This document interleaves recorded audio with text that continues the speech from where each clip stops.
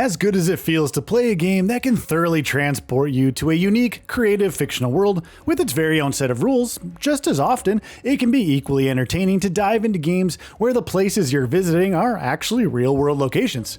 From fantastical takes on real locations to games that attempt to more authentically recreate them to everything in between.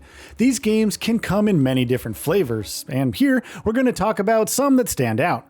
Before we proceed, keep in mind that we're limiting this list only to games that are set in actual real places, which games that are set in fictional places that are based on real locations won't be included, so you won't see games like Grand Theft Auto or Red Dead Redemption here. With that out of the way, let's get started. Sleeping Dogs. One of the most criminally underrated open-world crime games we've ever played, Sleeping Dogs is something of a shoo-in for such a list. Its open-world Hong Kong setting was one of its biggest highlights, thanks to not only how detailed and authentic it was, or how vibrant and alive and dense it felt, but also how perfectly it served as a setting to the game's bombastic combat and action. Watch Dogs 2. As probably the only game in the Watch Dogs series that deserves praise without caveats, it makes sense that Watch Dogs 2's San Francisco Bay setting is the series' best open-world map by far. For starters, it was the perfectly sized map, something we don't often say too often about the developer, which, in turn, meant exploring the detailed and semi-futuristic take on the city never really lost its charm. LA Noire. We can spend hours talking about the things that LA Noire did right, and surely its open world was right up there.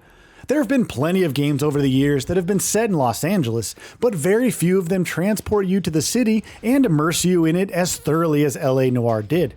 Add to that the level of detail with which it brought its period setting to life, and you get a game that is pretty much guaranteed a spot on this list. The Division 2.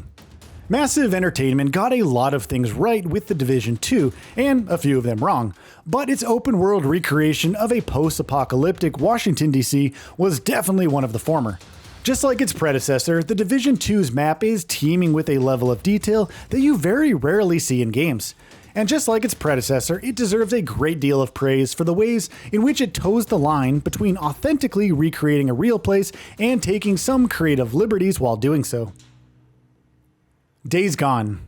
Days Gone might be something of a diamond in the rough, but its open world is just as unequivocally excellent sandbox for a video game can get. Set in post-apocalyptic Oregon, it captures the vibes of the Pacific Northwest to great effect, and more importantly, crafts a fantastic web of systems around it to enable emergent gameplay with legitimate mechanical depth. For all of its faults, riding your bike around in Days Gone's dangerous yet exciting world never really loses its charm. Horizon Forbidden West. Given how far into the future it is set and how radically different everything in its world has changed, Horizon Forbidden West is closer to a fictional setting than a real-world one, but it is technically set across the states of California, Nevada, and Utah. And seeing those locations through the lens of the series' sci-fi fantasy post-apocalypse is nothing short of breathtaking.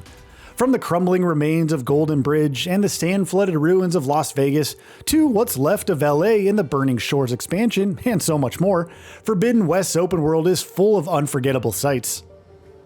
Fallout 4. We'll stick a little longer with post-apocalyptic versions of real-world locations in games, because we obviously have to mention Fallout here. Specifically, we're talking about Fallout 4's Commonwealth, which takes players to the blasted post-nuclear remains of Boston and several other parts of New England. It's always a joy to immerse ourselves in Fallout's blend of retro sci-fi and post-apocalypse, while Bethesda also obviously have a knack for crafting incredible open worlds with a ton of systemic depth, all of which is very much true in Fallout 4 as well. Ghost Recon Wildlands. Ghost Recon Wildlands is far from a perfect game, but the things that it gets right, it gets very right. And its open world Bolivia setting is definitely one of them. Not only is it a massive sandbox with a ton of environmental variety, all of which is backed up by gorgeous visuals, it's also an endlessly fun sandbox to explore and wreak havoc in, whether you're doing that alone or in co-op with other players. Yes, it can sometimes feel a bit bloated, but there's more than enough here to make up for such issues. Marvel's Spider-Man 2. Marvel's Spider-Man 2 deserves a ton of credit for how it upgrades the open-world New York setting of its two predecessors. For starters, it nearly doubles the play space by adding Queens and Brooklyn to the map, while on top of that, the entire open world feels much more alive and bustling than in previous games, thanks to a litany of little touches and flourishes of detail. Above all else, the world serves as an excellent playground for all of your web-swinging needs, which feels better than it ever has been. Prototype. Speaking of superhero games set in Manhattan, though Prototype may not have been as accomplished on this front as something like Insomniac's Spidey games, it still very much earns its spot on this list. For those who enjoy partaking in a little bit of virtual tourism every now and then, there's plenty of that going on around here, with a variety of landmarks to visit, but what really helps elevate the setting is the fact that you can wreak utter and unrestrained carnage in it. Though the game does have its rough edges, that at the very least never really outstays its welcome. Infamous Second Son. Yep, another superhero game, because of course we were going to talk about Infamous Second Son here. When it first launched, Second Son was an absolute visual beast, and even though that in and of itself elevated its setting of Seattle to pretty lofty heights, there was plenty else going on for it as well. Chief among them were, of course, the game's traversal mechanics, which made the simple act of navigating the city an absolute blast, no matter how much time you put into the game itself. Ghost of Tsushima. We'll stick with Sucker Punch here, because it'd be a shame to not give Ghost of Tsushima its flowers here, of course, which it deserves plenty. No, it obviously doesn't tout itself as an authentic historical recreation of the Japanese island of Tsushima, but it's undeniable that it boasts one of the most gorgeous, unique, and memorable open world settings ever in a video game. It's a large map that's densely packed with enjoyable things to do, and above all else, thanks to its stellar art design and breathtaking environments, exploring it remains an absolute pleasure from the first minute to the last. Assassin's Creed 4 Black Flag.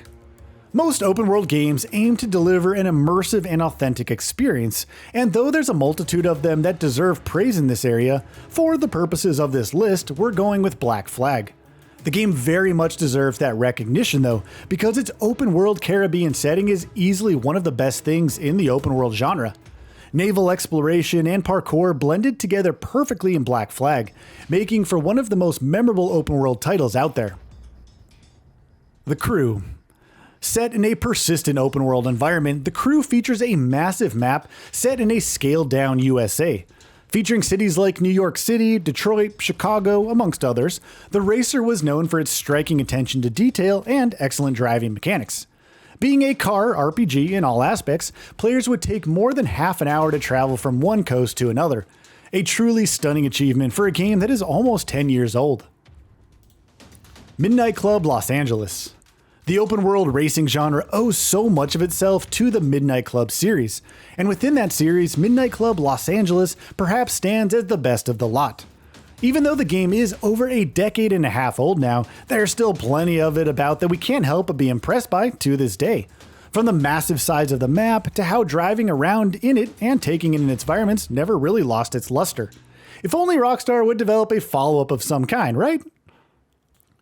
Forza Horizon 5. Now we'll end this list with another open world racer, perhaps the best we've ever played in fact. Forza Horizon 5's open world Mexico is obviously not meant to be a realistic depiction of the country, much like past Forza Horizon maps, but there's just so much to love about it. Its vast play size, the sheer variety of environments that it boasts, the endlessly enjoyable activities it has on offer, how gorgeous it looks, how fun it is to simply drive around, the festival vibes. Seriously, we could just go on and on about just how good Forza Horizon 5's open world really is.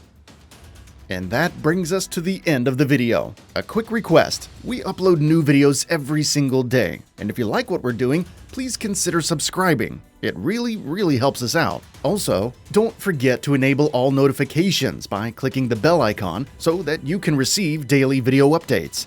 Thanks for watching.